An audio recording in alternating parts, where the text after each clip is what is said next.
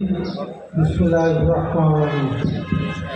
প্রিয় দিনী ভাইয়েরা, যারা মঞ্চে আছেন, যারা সামনে আছেন, সকলকে আসসালামু আলাইকুম ওয়া রাহমাতুল্লাহি ওয়া বারাকাতুহু।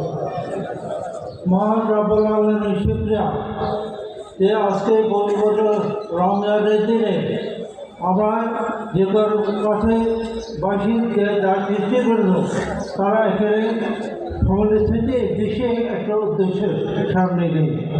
আমাদের নেতৃত্ব সেই উদ্দেশ্য নিয়ে আমাদের সামনে বক্তব্য রাখবেন ইনশাআল্লাহ। আমি এই ফাঁকে মাতৃভাষা করতে এই ফাঁকে এই সুযোগে আমাদের যে একটা কথা বলো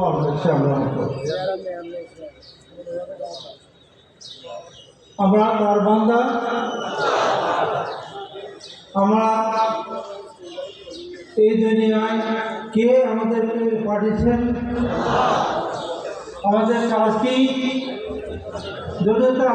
আমাদের কাজ কি, আল্লাহ জন্য কাজ করে যাও। একমাত্র আল্লাহর সন্তুষ্ট হতে যাবতীয় কাজ করে যাওয়াতে আমাদের জন্য উদ্দেশ্য। আলহামদুলিল্লাহ, আমরা ইতিমধ্যে আমাদের নামাজ ও প্রস্তুতের জন্য মহা সকলে বন্দেগী আমাদের আল্লাহর সন্তুষ্ট উদ্দেশ্য দেবে।